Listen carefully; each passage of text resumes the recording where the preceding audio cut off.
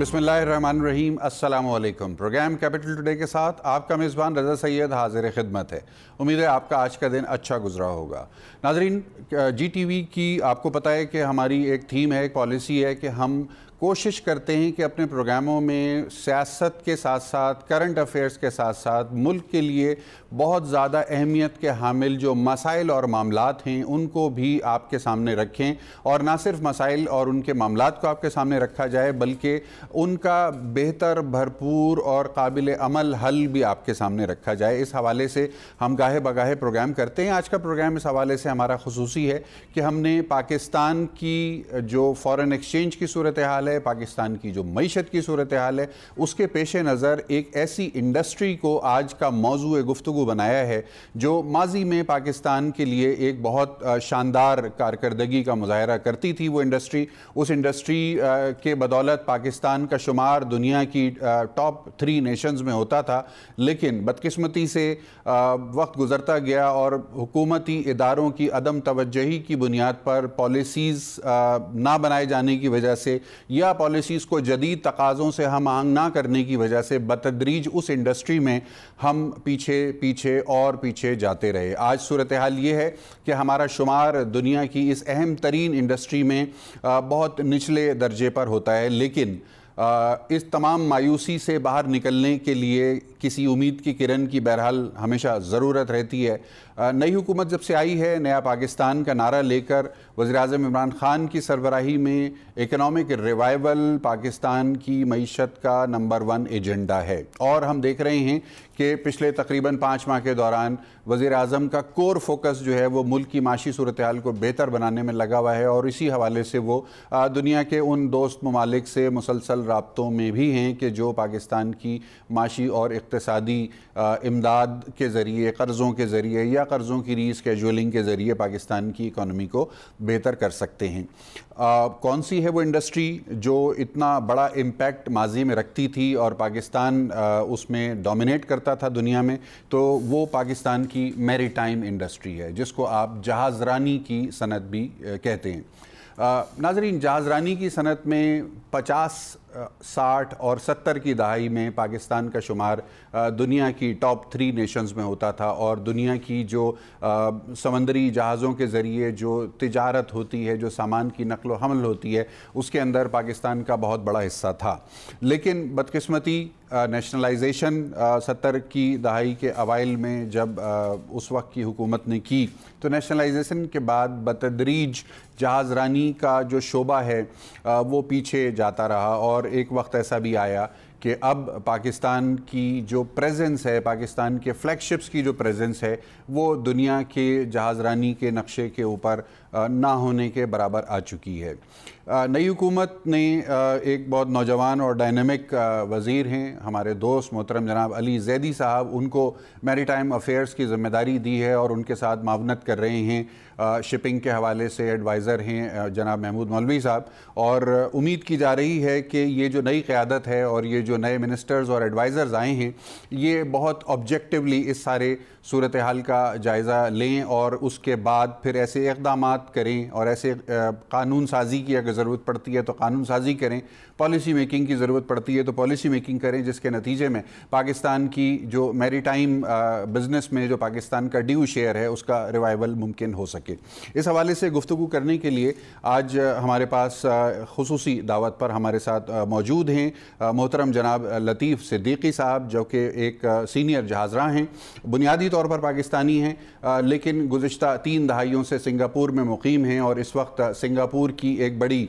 Shipping company के मालिक हैं, उसको मैनेज कर रहे हैं, ग्लोबल रेडियंस ग्रुप को ओन करते हैं। लतीफ़ सिद्दीकी साहब क्योंकि बुनियादी तौर पर पाकिस्तानी हैं और पाकिस्तान से इनका रिश्ता बहुत गहरा है और पाकिस्तान इनकी रगों में दौड़ता है, तो लतीफ़ सिद्दीकी साहब अपनी तमाम تمام تر ایفرٹس کا فوکس ان 30 سالوں کے دوران جو تفصیلات انہوں نے ہم سے شیئر کی اور جو معلومات ہم نے حاصل کی، تو انہوں نے اس بات پر فوکس کیا کہ کس طرح سے پاکستان کی شپنگ انڈسٹری کو زندہ رکھا جائے اور کس طرح سے پاکستان کے جو سی فیررز ہیں، یعنی وہ عملہ جو بحری جہازوں کے اوپر نوکری کرتا ہے، اس میں انجینئرنگ سٹاف بھی ہوتا ہے، اس کے اندر ڈیک سائڈ پہ آفسرز بھی ہوتے ہیں، تو ان کو کس طرح سے اس انڈسٹری کے اندر زندہ رکھا جائے اور کس طرح سے ان کے لیے اپورچونٹیز کو کریٹ کیا جائے، یہ کور فوکس رہا ہے محترم جناب لطیف صدیقی صاحب کا۔ لطیف صدیقی صاحب مختصر دورے پر سنگاپور سے پاکستان آئے ہوئے ہیں، حکومت پاکستان کے ساتھ مشاورت بھی ان کی ہو رہی ہے اور یہ کچھ ایسے اقدامات اور کچھ ایسے پروجیکٹس اور کچھ ایسے آئیڈیاز اپنے ساتھ لے کر آئے ہیں کہ جو اگر حکومت پاکستان ان کو سنجیدگی سے دیکھے اور ان کو اڈاپٹ کرے تو یقیناً جو جہاز رانی کی صنعت ہے اس کے ریوائول میں بہت ہی اچھی پیش رفت ہو سکتی ہے۔ میں اپنے ناظرین کو یہاں مختصر یہ بات بتانا چاہوں گا کہ دنیا میں جو کل تجارت کا حجم ہے، جو سامان ایک ملک سے دوسرے ملک یا ایک بر اعظم سے دوسرے بر اعظم جاتا ہے، اس کا لگ بھگ 90% جو اس کا جو حجم ہے وہ سمندری راستے سے یا بحری جہازوں کے ذریعے سے 90% جو ہے وہ کارگو کی ہینڈلنگ ہوتی ہے۔ گو کہ ایئر کارگو بھی ہے اور ٹرین کے ذریعے اور سڑکوں کے ذریعے بھی کارگو کی ٹرانسپورٹیشن دنیا میں ہوتی ہے، لیکن 90% کارگو دنیا بھر میں بحری جہازوں کے ذریعے فراہم کیا جاتا ہے۔ اس وقت کیا صورتحال ہے؟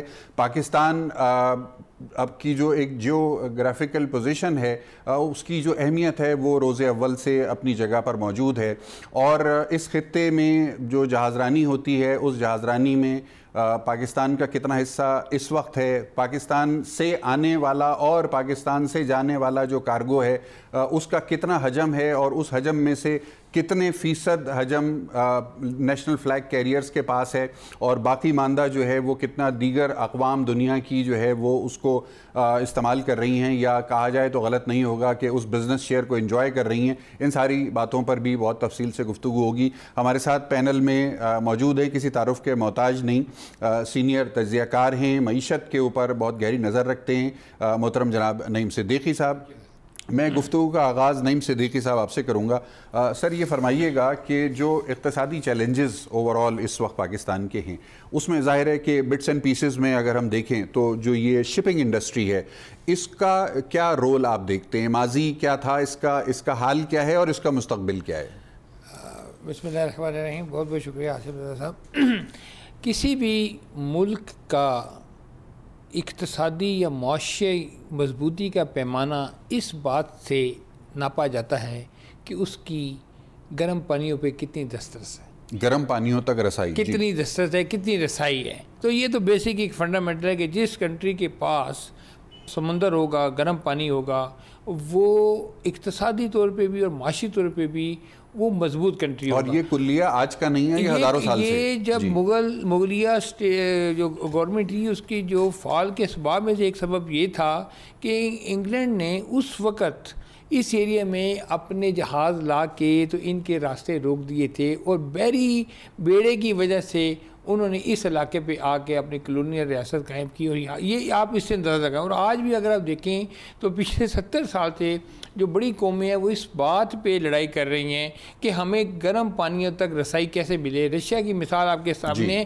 چائنا کی بھی مثال آپ کے سامنے ہے۔ چائنا بھی اس وقت بہت سٹرگل کر رہا ہے کہ اس کو گرم پانی تک رسائی ملے، کیونکہ اس کی جو ملاکن ایریا سے جو اس کے شپ گزرتی ہیں وہ وہاں پہ اس کو بڑے پرابلمز آتے ہیں۔ سویس کینال ایک آپ کو بڑی امپورٹنٹ ایریا ہے، آبی گزرگاہوں تک رسائی، آبی گزرگاہوں پر انفلوئنس، جہاں سے 5 to 7 billion dollar revenue Egypt کو ملتا ہے۔ آپ دیکھیں یہ بہت بڑا ریونیو ہے۔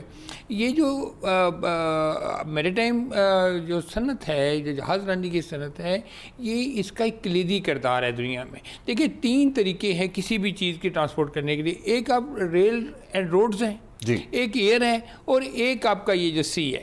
دنیا کا 90% کارگو جو ہے وہ تھرو سی جو ہے وہ ٹریول کرتا ہے، اور پوری دنیا کا 2/3 کارگو جو ہے وہ میری ٹائمز کے تھرو جاتا ہے، اور up to the amounting of $4 trillion. آپ دیکھیں $4 ٹریلین کی جو تجارت کا سامان ہے وہ سالانہ تھرو سی جاتا ہے۔ تو یہ ایک اتنی بڑی انڈسٹری ہے۔ اور دیکھیں کمیونیکیشن جو ہوتی ہے، جو ٹرانسپورٹ ہے، شیر شاہ سوری نے بھی جو GT روڈ بنائی تھی صرف اس لیے بنائی تھی کہ یہاں سے آپ کو سامان کی ترسیل کرنے میں، تجارت کرنے میں ایک آپ کو فائدہ ہو اور آپ ایک اچھا کردار ادا کرتے ہو. ہمیشہ سے ایسا ہوا ہے. سلک روٹ کی مثال بھی آپ کے سامنے موجود ہے.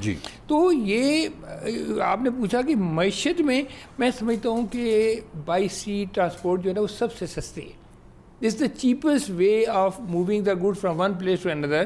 اور آج کل دنیا میں دیکھیں جو جہاز ہیں، پہلے 1956 میں جہاز تھے وہ 300 کنٹینر 20 فٹ کے جو ہے نا وہ لے جا سکتے تھے. اور آج جو ٹرپل ای لیول کے جو ویسلز ہیں وہ 18,000 کنٹینر تک لے کے جو ہے نا ٹریول کرتے ہیں. تو اس سے آپ اندازہ لگا سکتے ہیں کہ وقت کے ساتھ ساتھ اس انڈسٹری کی کتنی اہمیت ہو گئی اور وقت کے ساتھ ساتھ اس انڈسٹری نے کتنا گرو کیا. تو یہ بیسیکلی اگر آپ دیکھیں تو اس کی جو ہسٹری ہے نا وہ 5,000 سال پرانی میڈیٹرینین سے شروع ہوتی ہے، جس میں آپ دیکھتے ہیں کہ گریس ہے، روم ہے، وینس ہے، وہاں سے ایمسٹرڈیم، لنڈن، پھر یہ جو انڈیا، چائنا اور یورپ کو یہ جب کنیکٹ کرتا ہے تھرو دا ڈفرینٹ یہ جو پیسیجز ہیں، جو وائزز ہیں وہاں سے.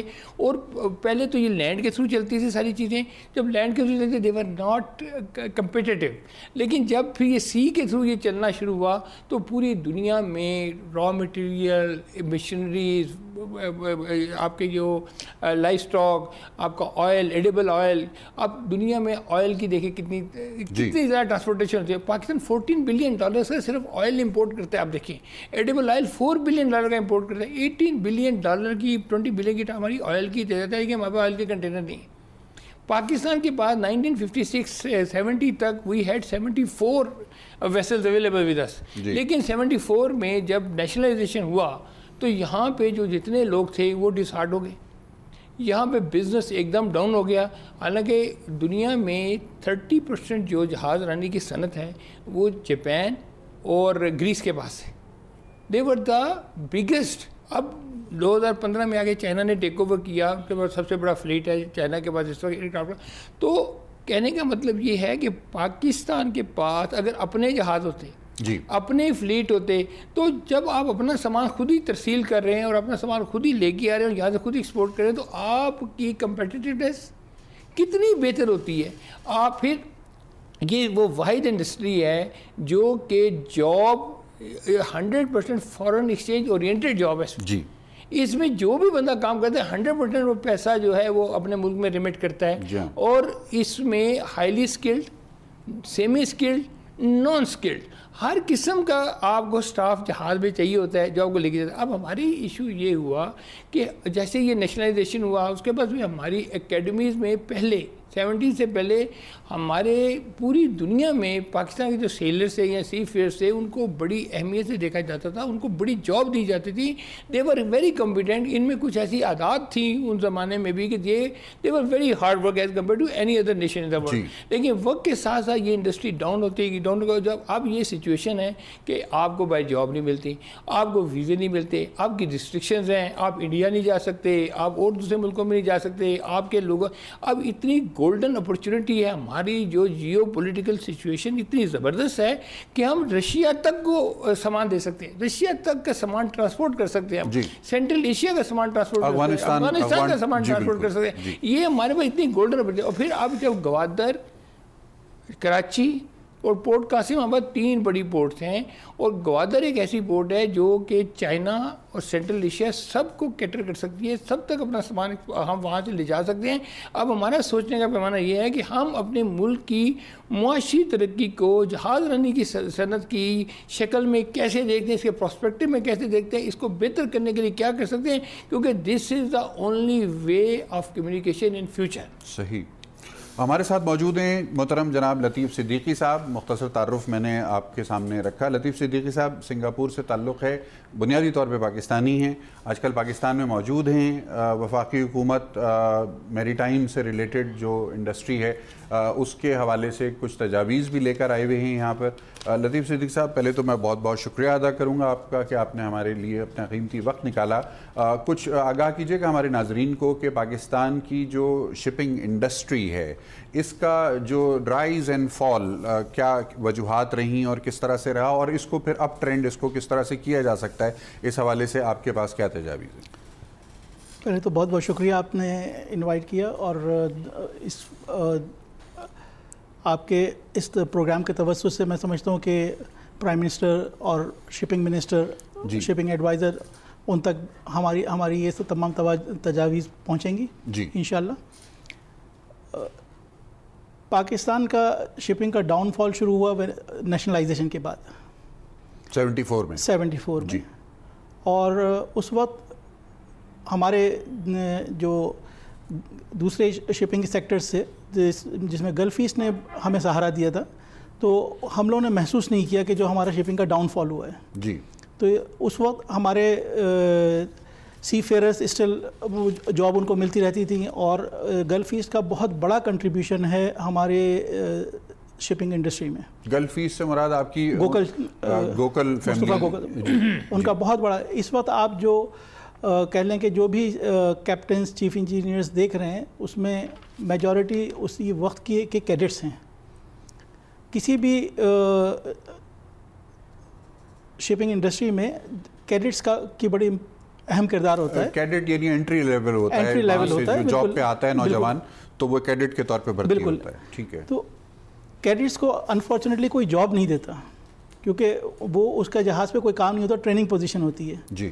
اور شپ اونر ہمیشہ کاسٹ کٹنگ ہر کاروبار کا یہی اصول ہے. ٹریڈ. اور تو کیڈٹس کے لیے ہمیشہ نیشنل شپنگ جو ہے وہ ایکوموڈیٹ کرتی ہے. صحیح. جب کیڈٹس سے وہ سینئر رینک پہ آتے ہیں اس کے بعد پھر ان کو جابس اپارچونیٹیز فورن فلیگ شپس پہ ملتی ہے. ٹھیک ہے. انفارچونیٹلی ہماری نیشنل شپنگ کا ڈاؤن فال رہا, لیکن گلف ایسٹ نے بہت اہم کردار ادا کیا. ان کے مڈ 80s میں دیور ان کے اپنے تقریباً 190 اون شپ تھے. اچھا. اور including charter ships almost 400 ships manage کرتے تھے. ان کا اپنا ایک بہت زبردست ویژن تھا. انہوں نے ایسٹرن اکیڈمی بنائی ایک شپ, اور کیریئر پروگریشن تھا, پلاننگز تھی. تو سارے سی فیئرز کو ایکوموڈیٹ کیا, کیڈٹس کو لیا, ان کو ٹرین کیا, اور آج ہم وی مسٹ بی تھینکفل. یعنی ہم اس کو اس طرح سے سمرائز کر سکتے ہیں کہ جو ہیومن ریسورس ہے اس کی جو ڈیولپمنٹ ہے, ہیومن ریسورس, سی گوئنگ ہیومن ریسورس جس کو سی فیئرر آپ لوگ کہتے ہیں آپ کی زبان میں, تو جو ہیومن ریسورس کی ڈیولپمنٹ ہے اس میں گلف ایسٹ نے بہت بڑا کردار ادا کیا, جو کہ گوکل فیملی کا وینچر تھا. اور دنیا میں ان کے کوئی آپ نے بتایا لگ بھگ 400 جہاز بھی ایک وقت میں چلتے تھے, تو ان کی طرف سے بڑی کنٹریبیوشن ہے. اور پاکستانیوں کی ایک بہت بڑی تعداد جو آج سینئر پوزیشنز کے اوپر شپنگ انڈسٹری میں دنیا بھر میں جہاں کہیں بھی ہے, تو وہ گاہے بگاہے کسی نہ کسی حوالے سے گلف ایسٹ سے وابستہ رہے ہیں کسی نہ کسی اپنے کیریئر کے دور میں. تو یہ تو گلف ایسٹ کمپنی ہو گئی, اور جو کہ گوکل فیملی سے اس کا تعلق رہا ہے. اب گوکل فیملی نے اپنی ایک انٹرپرائز جو اپروچ تھی اس کے تحت انہوں نے اس میں ایک کنٹریبیوشن دیا, جس کا کہ پاکستان کو یا پاکستان کے سی گوئنگ جو ہیومن ریسورس ہے اس کو بڑا فائدہ ہوا. اب کیا صورتحال ہے, گلف ایسٹ کس جگہ پر ہے, ان کا کاروبار چل رہا ہے نہیں چل رہا, اور ان کے کاروبار کے نہ چلنے کے نتیجے میں پاکستانی سی فیئررز کی جاب اپرچونیٹیز کے اوپر اس کا کیا امپیکٹ آیا ہے, یہ ساری باتیں بھی ہم اپنے ناظرین کے سامنے رکھنا چاہیں گے, لیکن ایک مختصر وقفے کے بعد.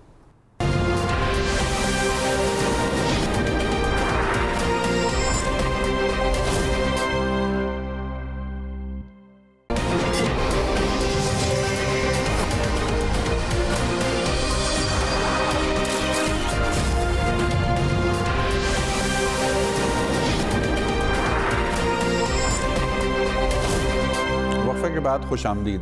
نعیم صدیقی صاحب, یہ فرمائیے گا کہ ملک کی جو پالیسی ساز ہیں وہ عام طور سے پارلیمنٹیرینز کے اوپر سب سے بڑی ذمہ داری آتی ہے, لیکن پارلیمنٹیرینز کیونکہ ڈومین ایکسپرٹ عام طور سے نہیں ہوتے, تو ان کا بہت زیادہ انحصار ہوتا ہے انڈسٹری کے ان ماہرین کے اوپر اور بیوروکریسی کے اوپر کہ وہ کس طرح کی پالیسیاں بنائیں اور وہ ان کی فور سائٹ کیا ہو. تو آپ کو نیشنلائزیشن کے بعد سے لے کے اب تک شپنگ انڈسٹری کے حوالے سے پالیسی سازی میں آپ کیا پرابلمز آپ کو نظر آتی ہیں کہ ہمیں کن مسائل کا سامنا رہا؟ دیکھیے سر, انفارچونیٹلی 74 کی نیشنلائزیشن کے بعد جو بڑے خاندان تھے یا جو پاکستان کے اسٹیک ہولڈر تھے جنہوں نے پاکستان میں ریل انڈسٹری لگائی تھی, ایوب خان کے دور میں بھی آپ نے دیکھا بڑی انڈسٹری لگی, اور یہاں پہ ہمارا جو گروتھ ہے وہ 7% to 8% تک بھی چلی گئی.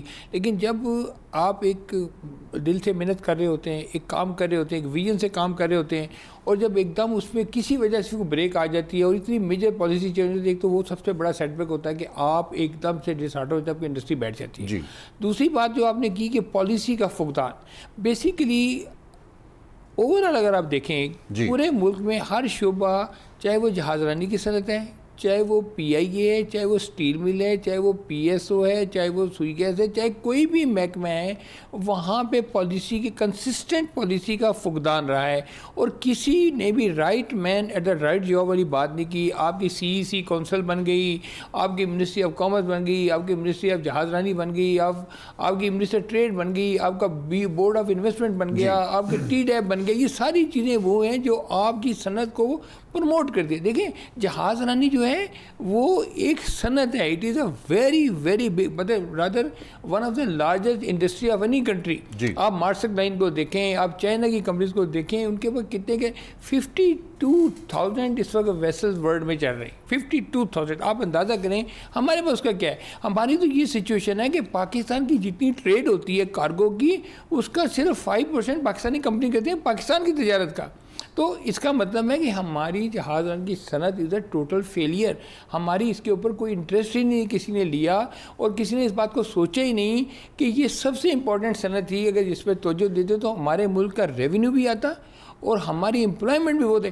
کم از کم ہم 1 ملین آدمی جو ہے, 1 ملین ہیڈز جو ہیں وہ اس روزگار کے ساتھ وابستہ کر سکتے تھے بڑی آسانی کے ساتھ. اور بینگ دا کراچی ہے دا پورٹ سٹی, سنگاپور دیکھیں نا, ایک چھوٹا سا شہر ہے, وہاں پہ کتنی $500 بلین کی ان کی جو ہے وہ ٹریڈ چل رہی ہے جہاز رانی کی صنعت کی. کوئی چھوٹی بات ہے, بہت بڑی بات ہے. اور اوور آل ورلڈ میں $4 ٹریلین کی ٹریڈ ہے. تو ویئر ڈو وی اسٹینڈ. ہم نے اس بات پہ کبھی سوچا ہی نہیں کہ ہم نے کسی صنعت کے اوپر صحیح دل سے کام کرا. ہمارے ایک جہاز کے اوپر 1000 سے 1500 آدمی ملازم ہیں, جبکہ سنگاپور میں آپ دیکھیں کہ وہاں ایک جہاز کے اوپر بہت زیادہ ہوں گے تو 150 بندہ وہاں پہ امپلائی ہوگا. دوسری بات یہ تھی کہ ہم ایک ایسے خطے میں ہیں کہ ہم اس کا اتنا فائدہ اٹھا سکتے تھے, being the 7-8 land lock countries including Afghanistan, جن کے پاس کوئی راستہ نہیں تھا, اور Pakistan was the shortest route even up to Russia to carry goods from this area.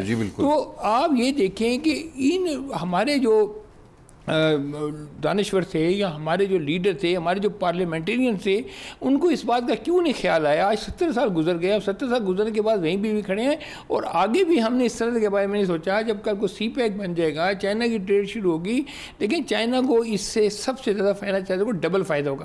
ان کا جو کنٹینر یا ان کا جو گڈس وہاں سے آئیں گے وہ بھی لوڈڈ آئیں گے ٹرک ان کے, اور جو واپس جائیں گے وہ بھی لوڈڈ جائیں گے. مطلب سامان بھی ان کا ہوگا, جہاز بھی ان کا ہوگا, اور عملہ بھی ان کا ہوگا. اور میں آپ کو بھی یہاں بتا دیتا ہوں کہ صرف چائنا پیٹرول کی, آئل کی ترسیل سے $3 بلین سالانہ اس روڈ سے کمائے گا.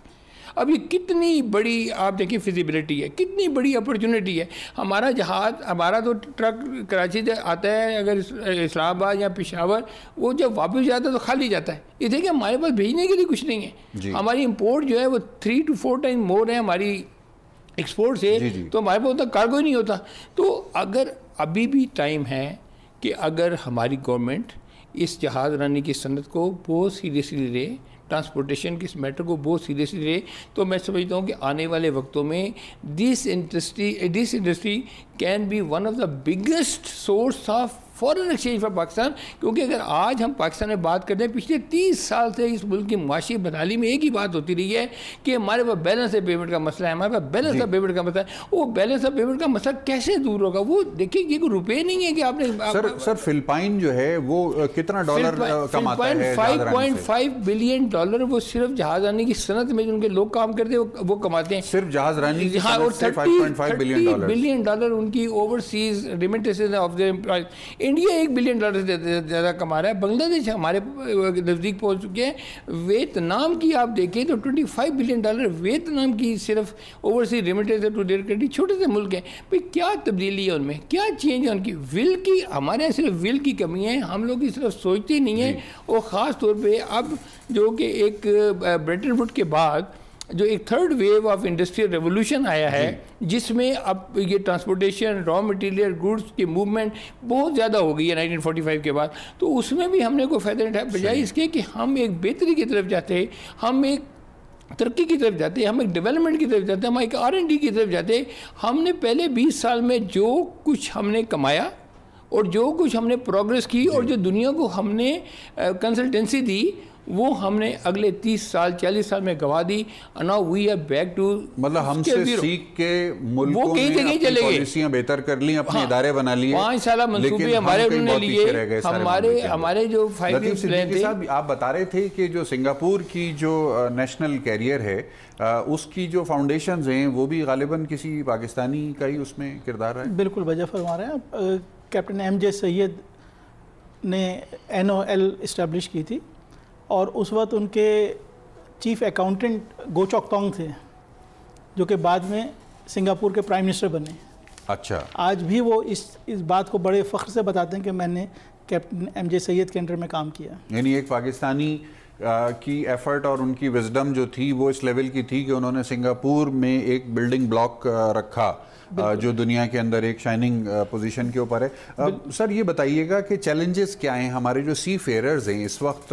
ایک تو یہ کہ اس کا حجم کتنا ہے, اگر آپ بتا سکیں کہ کتنے لوگ ہیں ہمارے جو اس فیلڈ میں تعلق ان کا ہے اور وہ نوکریاں ان کو ملتی ہیں, اور میجر چیلنجز ان کو کیا ہیں اس انڈسٹری کے اس وقت. اگر نان آفیسرز میں دیکھیں تو آلموسٹ 46,000 ہمارے پاس کرو ہے. 46,000 اور 18,000 آفیسرز ہیں. اس میں آفیسرز میں from junior officers to captain and junior engineers to chief engineers آتے ہیں. کرو میں آئلرز, وائپرز اینڈ لگ بھگ 65,000 پاکستانی جو ہیں وہ شپنگ انڈسٹری سے آج بھی وابستہ ہیں. آج بھی وابستہ ہیں. ہمیں بہت میجر چیلنجز جو ہیں یہ 9/11 کے بعد سے ہمارے شروع ہوئے جب ویزا ایشوز آئے. ویزا ایشوز آ گئے, ٹھیک ہے. اس کے علاوہ اپنے دوسرے پرابلمز بھی رہے ہیں, لیکن یہ ایک بہت بڑا ہمارے ساتھ المیہ تھا کہ آفٹر 9/11 ویزا ریفیوز ہونے شروع ہو گئے تو میجر کمپنیوں نے پاکستانیوں کو لینے سے انکار کر دیا, کیونکہ جہاز اگر ڈیلے ہوتا ہے تو اونر کا نقصان ہوتا ہے. صحیح ہے. اب میں یعنی صورتحال یہ ہے کہ وہ آفیسر ٹرینڈ بھی ہے, ایکسپیرینس بھی ہے, لیکن اس کو اس وجہ سے جہاز پہ نہیں اکاموڈیٹ کیا جا رہا کیونکہ ویزا کے ریسٹرکشنز آ گئی ہیں, ریپوٹیشنل چیلنج آ گئے. بالکل. میں یہاں پہ ایڈ کرنا چاہوں گا کہ ابھی ریسنٹلی ہماری یہ کمپنی میکنزی ان کو بڑا اچھا کانٹریکٹ ملا تھا جس میں تقریباً 450 سی فیئررز کمپنی کلائنٹ کو دینے تھے. جو پہلی ان کو بیچ تھا 42 سی فیئررز کا, جی, ان کو ٹرکی میں جوائن کرنا تھا. اچھا. اور وہ جوائن نہیں کر پائے اس وجہ سے کہ ان کا ویزا 30 دن میں بھی نہیں مل پایا. اچھا, یعنی ان کو پاکستانی پاسپورٹ پر ٹرکی کا ویزا بر وقت نہیں ملا جس کی وجہ سے وہ جا کے فلیٹ کو جوائن نہیں کر سکے اور وہ کانٹریکٹ جو ہے وہ کانٹریکٹ 450 کا انہوں نے کینسل کر دیا. سر یہ سلسلے میں جو حکومت پاکستان ہے وہ اس کا کیا کردار ہوتا ہے یا کیا رول ایکسپیکٹ کرتے ہیں آپ کے گورنمنٹ آف پاکستان اس میں پلے کر سکتی ہے؟ اس میں definitely ministry of foreign affairs اس میں ہیلپ کر سکتی ہے اور میرا خیال ہے کہ وہ بہت حد تک کر رہے ہیں. آف کورس ہمیں اوور نائٹ چینجز ایکسپیکٹ نہیں کرنی چاہیے جی, لیکن آئی ایم ویری ہوپ فل کہ انشاءاللہ عمران خان صاحب کی حکومت پرائم منسٹر کا ویژن بہت اچھا ہے اور اسی طریقے سے باقی ٹیم میں بھی جو لوگ موجود ہیں تو they are also putting their efforts. I am quite hopeful انشاءاللہ things will change, but at the moment we are really under very difficult situation کہ اگر سنگاپور جہاز آتا ہے اور پاکستانی ایک کرو بھی پاکستانی ہوتا ہے جہاز پہ تو اس جہاز کو کوارنٹین انکریج لے جاتے ہیں. جہاز ڈائریکٹ برتھ پہ نہیں جا سکتا, ڈائریکٹ آپریشن نہیں کر سکتا, بنکر لینے کے لیے آیا ہے بنکر نہیں لے سکتا, وہ جہاز کوارنٹین انکریج جاتا ہے جب تک کہ امیگریشن فزیکلی جا کے اس کو کلیئر نہیں کرتی شپ کو. تو یہ ایکسٹرا پائلٹیج, ٹائم ویسٹیج اونر کے لیے. اچھا, تو یعنی اونر کو فائنینشیلی وہ چیز مہنگی پڑتی ہے تو اس کی وجہ سے بھی وہ ڈسکریج ہوتے ہیں اور وہ پاکستانی اسٹاف کو یا پاکستانی کرو کو لینے سے, یعنی یہ اس کا مطلب یہ ہوا کہ ویزا ایک بہت بڑا ہرڈل ہے, بر وقت ویزا ملنا یا امیگریشن کے معاملات کا. دوسری نیشنلٹیز کو اوکے ٹو بورڈ پہ they can fly with in 24 to 48 hours. ہمارے لیے ویزا اب یہاں پہ ایون سنگاپور میں ہم نے پرابلم فیس کی ہے. جہاز پہ ایک سکھ کرو ہے, وہ کنارے نہیں جا سکتا کیونکہ ویزا نہیں ہے, ہم کو ڈاکٹر کو جہاز پہ بھیجنا پڑا.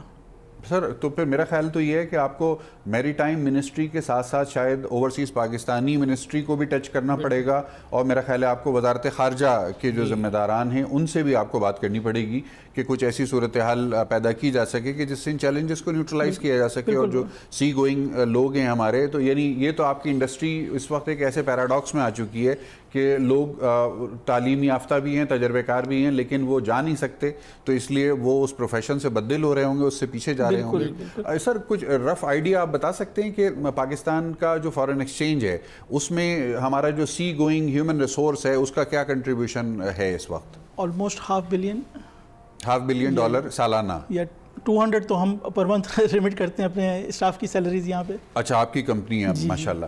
چلیں، یہ بڑی حوصلہ افزا بات ہے کہ آپ سنگاپور کے شہری ہیں، سنگاپور میں رہتے ہیں، لیکن آپ نے پاکستانی اسٹاف رکھا ہوا ہے اور آپ تقریباً $2.5 ملین سالانہ جو ہے وہ پاکستان ریمٹ کر رہے ہیں.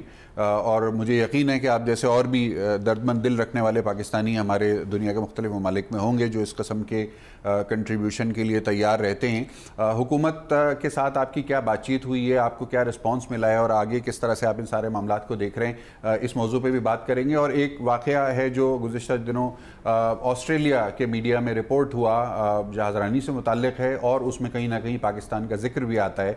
ذکر خیر تو میں نہیں کہوں گا اس کو، وہ کسی منفی انداز میں ہی وہ چیز رپورٹ ہوئی، لیکن وہ کیا معاملہ تھا اس کے اوپر بھی ہم آپ سے کچھ تفصیل جاننا چاہیں گے، اگر آپ چاہیں ہمارے ناظرین کو آگاہ کرنا ایک مختصر وقفے کے بعد.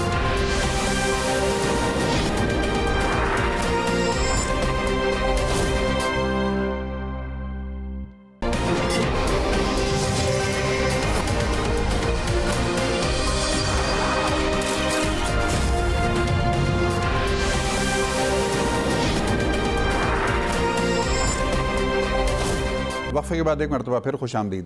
ناظرین، ایک اور معاملہ ہے جو اس سارے شپنگ انڈسٹری سے بڑا پرٹیننٹ ہے اور مفاد عامہ میں بھی ہے، اس لیے ہم چاہیں گے کہ آپ کو آگاہ کریں اس حوالے سے. وہ ہر پاکستانی جو پاکستان سے باہر روزگار کے سلسلے میں جاتا ہے، جس کو اوورسیز پاکستانی بھی کہا جاتا ہے، وہ آفیشلی نہ صحیح لیکن بالواسطہ طور پر پاکستان کا ایک سفیر ہوتا ہے، پاکستان کا ایک ایمبیسڈر ہوتا ہے، اور وہ اپنے قول و عمل سے، اپنے کیریکٹر سے، اپنے کنڈکٹ سے جس جگہ بھی دنیا کے جس خطے میں بھی کام کر رہا ہو، اس کے پاکستان کی ایک ریفلیکشن وہاں پہ دیتا ہے کہ پاکستان کیسا ملک ہے، کیسے لوگوں کا ملک ہے، اور اس ملک کے لوگوں کے سٹینڈرڈز کیا ہیں، یا ان کا ویژن کیا ہے، یا ان کی اخلاقیات کا لیول کیا ہے. اس حوالے سے ایک واقعہ ہوا جو آسٹریلیا کے میڈیا نے رپورٹ کیا. یہ واقعہ گو کہ آج سے کچھ عرصہ پہلے ہوا ہے.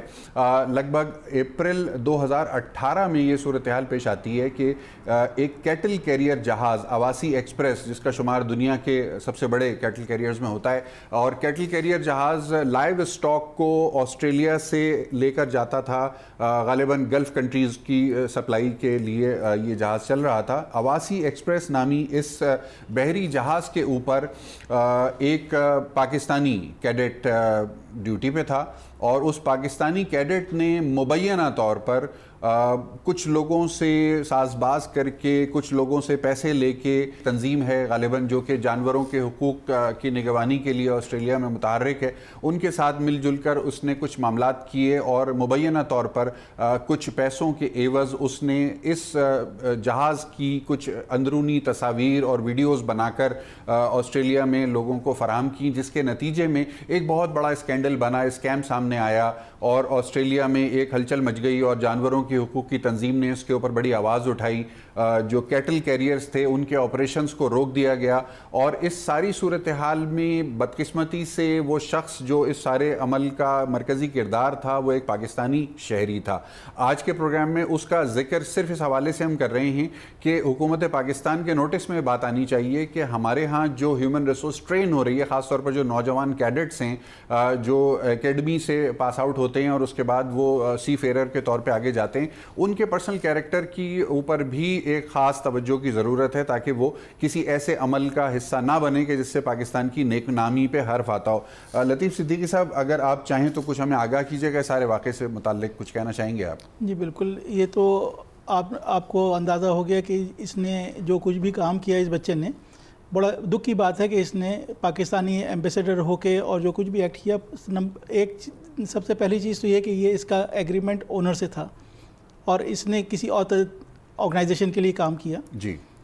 اگر اس کو کوئی پرسنل جو اس نے ویڈیو میں دکھایا گیا ہے آپ دیکھ سکتے ہیں کہ اس نے کہا کہ یہ اینیمل ٹارچر برداشت نہیں کر سکتا تھا. تو اگر یہ انڈسٹری پریکٹس ہے, اگر کوئی بھی نان کمپلائنس ہے تو وہ ان کو سینئر مینجمنٹ کو رپورٹ کرنی چاہیے. آپ آفس میں رپورٹ کریں اس چیز کو. لیکن اگر وہ ایک سنگل پرسن صرف اپنے طور پہ کوئی ڈیسیجن لے رہا ہے, وہ پاکستان کو بھی ریپرزینٹ کر رہا ہے, تو اس نے یہ اپنے طور پہ لیا. اس کے ریپرکشنز کیا ہوئے؟ کیا پاکستان کی شپنگ انڈسٹری کے اوپر کوئی ریپرکشن آیا ہے اس کے ریپرکشنز یہ ہوئے کہ امیجیٹلی جو ہمارا ایک 4 لائف اسٹاک کیریئر کا ایگریمنٹ تھا وہ ہمارے کلائنٹ نے ڈس اون کر دیا. اچھا. جو 200 لوگوں کی جابس تھیں وہ چلی گئیں. اس سے پاکستان میں کتنا ریونیو آتا, یو کین امیجن. یعنی 200 پاکستانیوں کی نوکری چلی گئی صرف اس وجہ سے کہ ایک نوجوان نے کچھ ڈالر کے عوض یا آسٹریلیا کی شہریت کی لالچ میں اس نے غلط طریقے سے وہاں پر ملی بھگت کے ساتھ تصاویر اور ویڈیوز جو ہیں وہ لیک کی بنا کر میلافائڈ انٹینشن کے ساتھ اس نے مبینہ طور پر یہ سارا کام کیا اور اس کا امپیکٹ آیا. تو اس میں جو میسیج ہے وہ یہ ہے کہ کیریکٹر بلڈنگ ہمارے ہیومن ریسورس کی جو ہے وہ ہمارے ان ٹریننگ انسٹیٹیوشنز کی ذمہ داری ہے کہ جہاں سے یہ لوگ ٹرین ہو کے آگے جاتے ہیں. سر کیا صورتحال کیا ہے جو ہماری اکیڈمی ہے پاکستان کی جہاں سے کیڈٹس کی تربیت ہوتی ہے, اس کے حالات کیا ہیں اس وقت, کیسا چل رہا ہے؟ میں بھی ریسنٹلی کمانڈنٹ راحت سے بھی مل چکا ہوں اور D G port and shipping سے ملا ہوں. ماشاءاللہ ہمارے لوگ بہت ایگریسو اور بہت پازیٹیو مائنڈ سیٹ کے ساتھ ہیں. They are trying to improve things. Of course overnight again we can't expect change, لیکن جو چیزیں ہمارے یہاں جو مجھے دیکھ کے دکھ ہوا ہے کہ ہمارے یہاں جتنے بھی لیکچررز ہیں وہ ڈیلی ویجز پہ ہیں. یعنی جو میرین اکیڈمی ہے اس کے لیکچررز ڈیلی ویجز میں, most of them are retired. زیادہ تر لوگ جو ہیں ریٹائرڈ ہیں اور وہ بہت سنسیئر ہیں, بہت آنیسٹ ہیں. لیکن یہ تو ایک سکسیشن پلاننگ ہوتی ہے, ویژن پلان پالیسیز تو کون کرے گا جب آدمی ڈیلی ویجز پہ جا کے وہاں کام کر رہا ہوگا. صحیح ہے. مطلب معذرت کے ساتھ دیہڑی دار مزدور والا ان کا کام ہو گیا کہ کیریکٹر بلڈنگ کیا کروائیں گے وہ نوجوانوں کی, اور ان کو جو انٹرنیشنل چیلنجز ہیں اس کے بارے میں کس طرح ذہنی طور پر ان کی مینٹل اسٹرینتھ کریٹ کریں گے, یہ ایک بہت بڑا سوالیہ نشان ہے. تو یہ بہت ضروری ہے. نہ صرف پاکستان میرین اکیڈمی بلکہ جو ہمارا مرکنٹائل میرین ڈپارٹمنٹ ہے جہاں پہ ایگزامس ہوتے ہیں اور سرویئرز ہوتے ہیں جو ہمارے یہاں پہ شپس جو پورٹ میں آتے ہیں ان کو چیک کرتے ہیں, وہاں پہ 12 سیٹس ہیں میرے جہاں تک میری انفارمیشن ہے اس کے حساب سے. اس میں 6 سرویئرز کام کر رہے ہیں, ایگزامنرز اور سرویئرز ہیں. صرف چیف ناٹیکل سرویئر جو ہے پرماننٹ ہے, باقی سب کانٹریکٹ پہ 1 سال کے. اچھا, تو یہ تو ایک بیوروکریٹک ہرڈل ہے, یعنی کہ وہاں کے جو ریکروٹمنٹ کے رولز ہیں یا پروسیجرز ہیں ان کو فوری طور پر ایڈریس کرنے کی ضرورت ہے. لیکن یہ تو بہت سیریس چیز ہے دونوں طرف سے کہ اگر آپ اپنے انسٹیٹیوشنز کو بلڈ نہیں کریں گے, ہاؤ یو کین ایکسپیکٹ کہ آپ کے کیڈٹس آگے اچھے بنیں گے. آپ کیسے, اگر آپ اپنی پرفارمنس امپروو کرنی ہے تو آپ کو وہاں پہ انسٹیٹیوشنس میں جو دوسری مطلب یہاں پہ میں ہائی لائٹ کروں گا کہ جو بھی چاہے ایگزامنر ہو گئے یا اکیڈمی کے لیکچررز ہو گئے, دے آر آل سی فیئررز. صحیح ہے. سی فیئررز کی جو سیلریز ہوتی ہیں وہ at sea they can get up to $10,000 per month. جی بالکل. ٹھیک ہے. اب ان کو اگر صحیح پیکیجز نہیں آفر ہوں گے یہاں پہ تو یہاں پہ آپ کو صحیح لوگ نہیں ملیں گے اور پھر وہ غلط طریقے سے چیزیں اس کو بنائیں گے. تو یہ بہت ہی سیریس چیز ہے جو اگر آپ کو لانگ ٹرم سولوشنز دیکھنا ہے اور آپ کو اپنی میرین فورس کو بلڈ کرنا ہے فیوچر کے لیے, کیونکہ ہمارے پاس 3 پورٹس ہیں. ان 3 پورٹس پہ اگر ہم نے اپنی میرین سی فیئررز کو ڈیولپ نہیں کیا تو یہاں پہ پھر ہمیں فورنرز آ کے ہماری پورٹس چلائیں گے.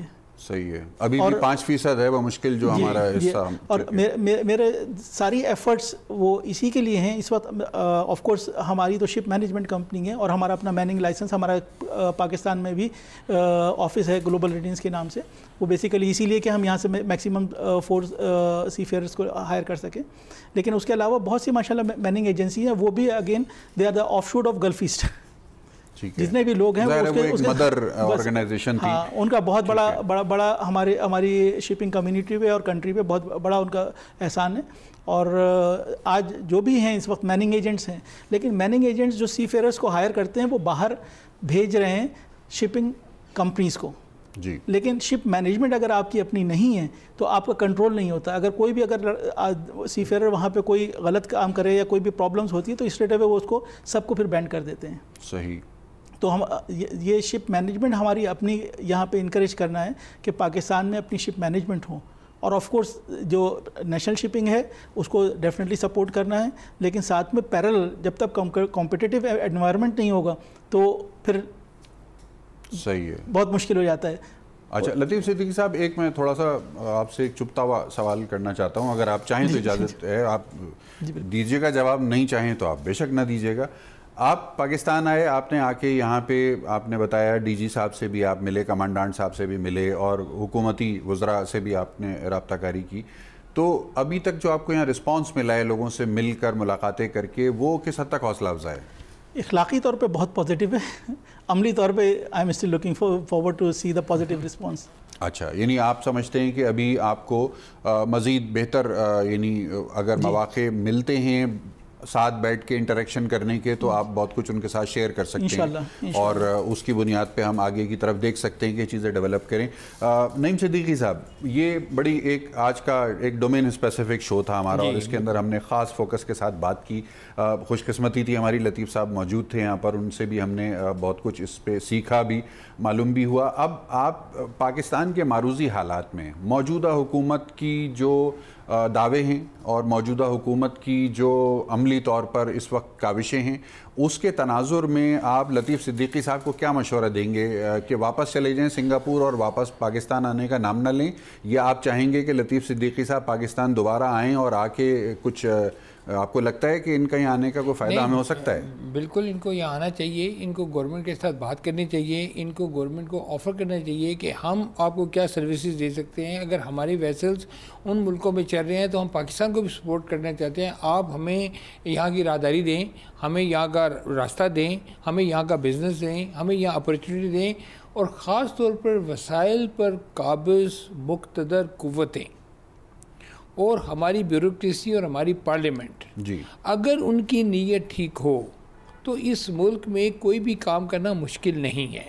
میں سمجھتا ہوں کہ اگر یہ لوگ مل بیٹھیں اور صدیقی صاحب جیسے لوگوں کے ساتھ ایک انڈرسٹینڈنگ کے ساتھ ایک ایم او یو سائن کریں اور ان کو ایک اپرچونیٹی دیں کہ آپ اس ملک میں آگے کام کریں, آپ اپنے وسائل کا استعمال کریں, ہم آپ کو اپنی پورٹس دیتے ہیں, ہم آپ کے ساتھ بیوروکریسی کی کوئی ہرڈل نہیں ہونے دیں گے, ہم آپ کے پیچھے کوئی ڈپارٹمنٹ نہیں لگائیں گے, ہم آپ کو کسی طرح بھی تنگ نہیں کریں گے. آپ as long as you are bringing in foreign exchange for this country, جس کی ہمیں اس وقت اشد ضرورت ہے, تو میں سمجھتا ہوں یہ بڑی ون ون سچویشن ہوگی. اور اس طرح پاکستان کے جو اور ڈائسفورا ہے, جو اور بھی not only in the shipping industry, بہت ساری پاکستان میں انڈسٹریز ہیں. دیکھیں پاکستان میں اس وقت کنزیومر لیڈ گروتھ ہو رہی ہے, جی, یہ جب تک انڈسٹریل لیڈ گروتھ میں کنورٹ نہیں ہوگی نہ کوئی انڈسٹری لگے گی, نہ کوئی انڈسٹری چلے گی, نہ کوئی انڈسٹری میں روزگار ہوگا, نہ اس میں فارن ایکسچینج آئے گا. یہ انتہائی خطرناک بات ہے کہ ہم ایک سیونگ اکانومی سے بھی باہر چلے گئے. ہم 100 روپے جو ہم لوگ کماتے ہیں 94 روپے ہمارے خرچ کر دیتے ہیں, ہمارے پاس کوئی سیونگ نہیں ہوتی, ہم انویسٹمنٹ کا سوچ نہیں سکتے, ہم آگے کی سوچ ہی نہیں رکھتے. تو یہ کانسیپٹ جو ہے جو پچھلے 30 سال سے خاص طور پر ڈیولپ ہوا ہے, جس میں ہم کنزیومر بیس جی گروتھ میں چلے گئے ہیں, ہمیں یہ سارا ریورس کرنا پڑے گا. اور یہ اگر ہم ریورس کریں گے تو پھر ہم چائنا کے ساتھ بھی اور سینٹرل ایشیا کے ساتھ بھی ہم کمپیٹ کر سکیں گے, کیونکہ یہ جو اکنامک کوریڈور ہے, یہ جو سی پیک ہے, this is one of the 6 corridor جو اس کے علاوہ پوری دنیا میں اس کی شاخیں ہیں, پوری دنیا میں ڈیولپمنٹ ہوگی. اور اگر ہماری ناک کے نیچے جی یہ ساری ڈیولپمنٹ ہو رہی ہو اور ہم وہاں ایک مزدور کا, انہوں نے بتایا کہ ہم ایک مزدور کا کردار ادا کریں اور ہم صرف ایک وہ چھوٹی سروسز ان کو دیں, جبکہ ہم انڈسٹریل سروسز نہ دے سکیں, ہم ریونیو نہ کما سکیں, ہم صنعت سازی نہ کر سکیں, ہم صنعت بنا نہ سکیں, صنعت بیچ نہ سکیں, تو میں سمجھتا ہوں ہمارے لیے بہت مشکل ہوگی. اور یہ آنے والے وقت میں کیا, اب ہم بہت لیٹ ہو چکے ہیں. دس از دا رائٹ. ابھی آپ دیکھیں نا, اس وقت ملک میں جو مین مسئلہ ہے وہ معیشت کا ہے, اس کو کنٹرول کرنے کا ہے. ہم سیاست کے بازار میں ہائی سرگرم ہیں, شہسوار ہیں جناب سیاست کے میدان کے, اور بہت ہی مزور قسم کے شہ سوار ہیں. میں بہت شکر گزار ہوں مہمان گرامی کا, انہوں نے اپنا قیمتی وقت آج ہمارے اس خصوصی پروگرام کے لیے نکالا. لطیف صدیقی صاحب, گلوبل ریڈینس آپ کی کمپنی ہے, تقریباً $2.5 ملین سالانہ پاکستان کو زر مبادلہ آپ کی کمپنی کے توسط سے حاصل ہو رہا ہے ان حالات میں کہ جب آپ بقول آپ کے پاکستان کے جو سی فیئررز ہیں ان کو بہت سے چیلنجز کا سامنا ہے. ہم امید رکھتے ہیں اور ہم توقع رکھتے ہیں کہ اگر آپ کی دی گئی تجاویز اور آپ جیسے دیگر درد مند دل رکھنے والے پاکستانیوں کی تجاویز کو حکومت وقت نے ایکنالج کیا, ایبزارب کیا اور امپلیمنٹ کیا, تو مجھے یقین ہے کہ ہم پھر کبھی آپ کے ساتھ جب پروگرام کر رہے ہوں گے تو آپ ہمیں فخر سے بتا رہے ہوں گے کہ آپ کی کمپنی کے توسط سے پاکستان کو $2.5 ملین نہیں بلکہ شاید $10 ملین کا زر مبادلہ جو ہے وہ ملنا شروع ہو گیا ہے.